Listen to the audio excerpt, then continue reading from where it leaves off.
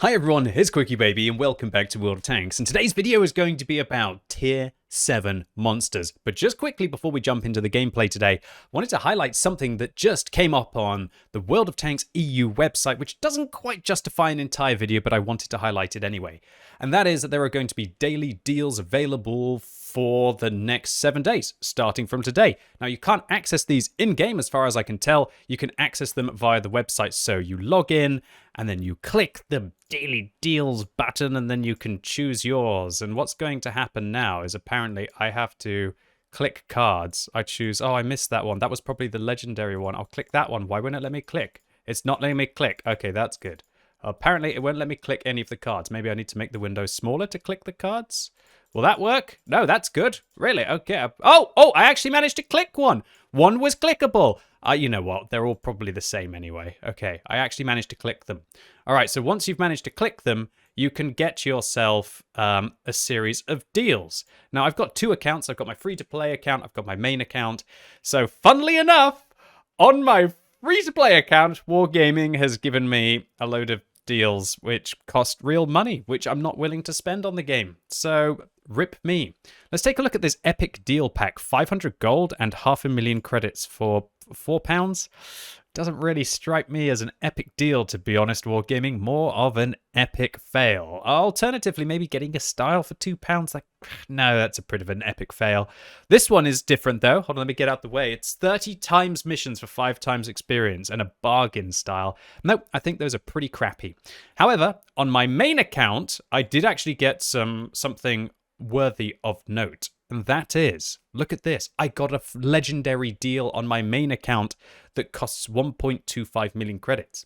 So immediately you might be thinking, well, that doesn't sound like a legendary deal if you have to pay so many credits for something. But bear with me. This deal is actually pretty legendary. Let me get out my trusty calculator. You get 50 large repair kits, 50 large first aid kits, and 50 fire extinguishers as well, automatic ones. So those are 150 premium consumables. Now, if you were to buy them at full price, that's times by 20,000, which would be 3 million credits. So that's a pretty good discount if you were buying consumables at full price. However, if you're extra sneaky, like me, you'll realize that you can sell your consumables for half the price that you bought them for at max price, as long as there isn't a discount going on. So in theory, I could buy these and then sell them for 1.5 million credits, just giving me 250,000 credits for free from that one. Now, I don't know what all of the rest of the deals are going to be. You're going to have to look at them on an individual basis and don't feel pressure to buy any of them because, frankly, 7 out of 8 deals were a bunch of garbage. However, I will be purchasing this one for my main account because I just made myself 250,000 credits if I choose to sell those premium consumables. Or if, like me, you've been playing a lot of ranked at tier 10, probably be able to get a meaty discount on your next 50 repair kits and 50 med kits. Alright, now let's jump into the gameplay. And today, the first tier 7 monster that I'm going to be featuring is the T-34-1. Now, this vehicle was recently buffed along with the Chinese medium tank line. I don't know why this one was buffed, however, because if you watched my top 10 medium tanks video at the end of 2019, you'll know that this tank has one of, if not the, well, one of the best win ratios of any of the tech tree medium tanks inside the game. And at tier 7, it's absolutely dominant. Now, why is that the case? Well, it's got a big gun with a 100mm main armament that can hit for 250 with decent pen. And importantly, it has great turret armor. And Wargaming just buffed lots of aspects of the tank. But before I talk about that, I really want to focus on how important this part of the game is. That IS-3 below me, spoilers, he's a very good player. He's got about 55% wins. And he is trying to take the most dominant part of this map. Can you imagine being an IS-3 in a game like this? Top tier against tier 6 opponents with only 2 tier 8 tanks to have to deal with. Dominating the center position on this map is a very valiant thing to do for the northern team, because it's a tricky thing, because a lot of the team that spawns towards the east will YOLO into that dip and use it very well. But what do you know about players like me, pay-to-win players, who use premium consumables? Yeah, that's right. Us high win ratio players who have got nothing left to spend credits on, or at least we just want to pay to be able to have an advantage in the game. quite often you're going to drop the fire extinguisher. And that means that we just cook the enemy's top tier heavy tank for 1,000 damage at the start of this game and shut him down. What a fantastic result that is. Very happy with that play. A lot of luck in it as well, but also just showing you what other medium tank is really going to be willing to sit in front of a higher tier heavy at tier 7 and expose its turret, get away with a ricochet, and have enough penetration alpha damage to actually make the higher tier heavy afraid of you. Not many. The T-34-1, probably maybe the only one at tier 7. Sure, other vehicles like the Comet have got the rate of fire, they got the DPM, but this vehicle just feels solid. It's as close to taking, should we say, the high tier medium tanks at tier 9 and tier 10, that kind of armor layout of the Soviet vehicles, and putting it tier 7. Because let's be honest, the T-43 doesn't really do it. And I guess that's why this tank is just so dominant. If you take that kind of meta of a good turret and an okay hull and a big enough gun, and you put it down at tier 7, this is kind of like the 430U, although don't expect this thing's hull armor to be able to hold up. So I didn't want to drive up in front of the Su-152. We do manage to put one shot into him, and it always pains me to shoot comets, boys and girls. It absolutely pains me to shoot probably still my favorite vehicle inside World of Tanks. Oh, do I really have to kill a comet in the T-34-1? That's it. We've got to restart the game. The game's ruined. Wargaming. This vehicle's far too good. Buff the comet, please. Buff the comet, please. We can't have results like that for the poor tier 7 British medium tank. But the T-34-1, it's received quite substantial buffs, which again is bizarre considering how good it already was inside the game. So it means that now the T-34-1 has much better gun handling. They buffed the aim time, they buffed the dispersion values. They also buffed the hit points of the vehicle up by 100, so now it's a much more meaty tank at 1,150. This vehicle is in a phenomenal position. And if you're the kind of player who doesn't like to be playing at top tier, but you want to have something that kind of plays a bit like a top tier tank, then maybe you want to look at the T-34-1. It is a phenomenal tier 7 medium tank in the right hands. It doesn't have the best DPM, sure it doesn't have the best gun handling, but if you take your time, aim your shots, and work that turret armor, you're able to do tremendous things, even in your not best matchups like this. Oh dear, GW Tiger P behind me, but I want to focus on the Tiger P, the heavy tank version of the Tiger right in front of me. Let's see if I'm going to regret that. Luckily, it doesn't feel like artillery is shooting me right now, so I'm going to try and track the Tiger P. Now, we do a bit of crit to him, and look, there's an AMX-13 F3 behind me, but again, whatever, I'm going to let him be there, but I'm going to remember that that AMX F3, 13 F3 is behind me, and just focus down this Tiger P, because that's really the tank that I'm afraid of right now. So this gun rolls for nearly 300 damage, and I remember, okay, hello AMX. Goodbye AMX. Look, I looked really cool in this game. I want to clarify, this was quite a lucky round, but also, when you combine a lucky round with a phenomenal tier 7 tank, yeah, this vehicle can look pretty mean. 2 fires and a blind kill on the move with the mediocre dispersion that this vehicle has at tier 7. Oh, yeah, I'll take that. And so with all of the buffs that this vehicle has received, it's definitely on my hot list. A lot like the engine of the IS-3.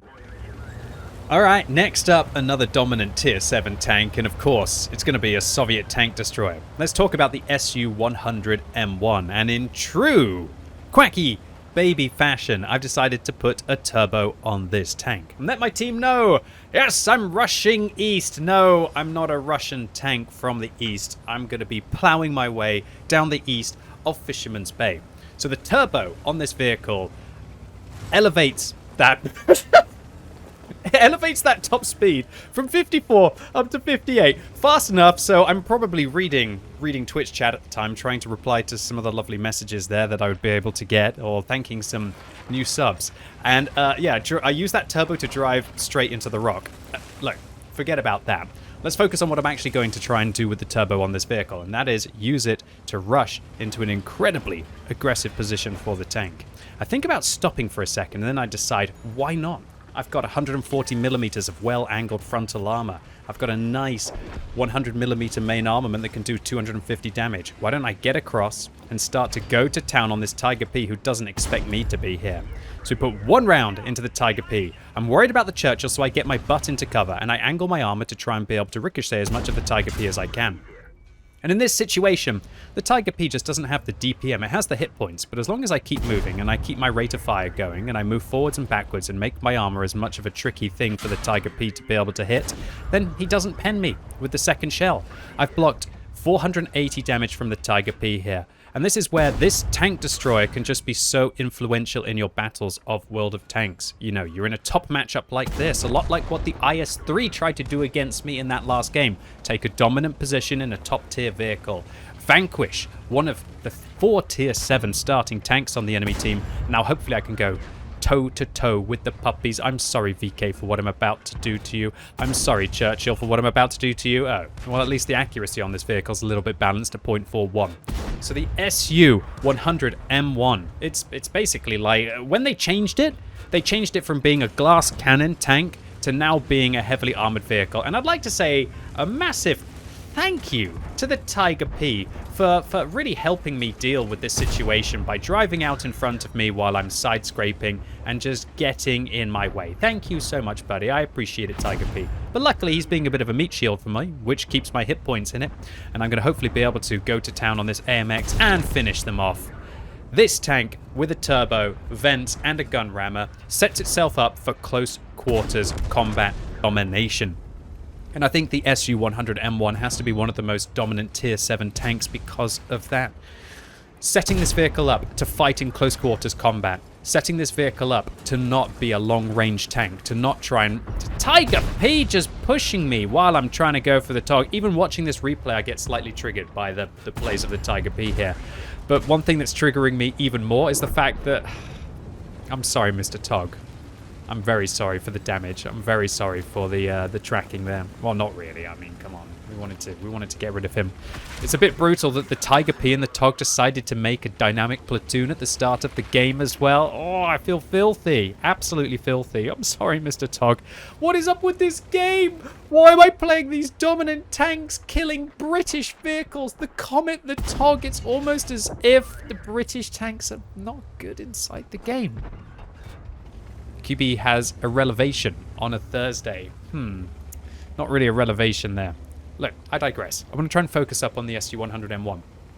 This is something very important. While I have set my vehicle up for close quarters combat, let me tell you how I have most success with my highest win ratio on any of my tank destroyer types inside the game. The most impactful tank destroyers are the ones with good armor and good mobility that you use to try and influence the initial heavy tank fight. That was always going to happen in the town by effectively changing this game so that I am being a tier 7 tank destroyer that's going to go and destroy the heavies and the mediums and then allow my team to be able to push through and flank. I created another heavy tank inside the game, and I can tell you that until you get really towards the very, very top end, that usually it's the team that has the better heavy tanks and the better heavy players that are going to be dominating it more time out of 10. Heavy tanks are incredibly influential in the game. Armor is something that I underrated for a very long time. And the more that I take tank destroyer, that is... lots of people would consider to sit at the back of the map and just snipe, and instead take it against my opponents. What am I going to do here? Try and ram him? No, I'm going to just click him. The more that I take a tank destroyer and don't play it like a glass cannon long-range vehicle and instead take it against the enemy team to influence those initial engagements, the higher my win ratio has been getting in vehicles like that.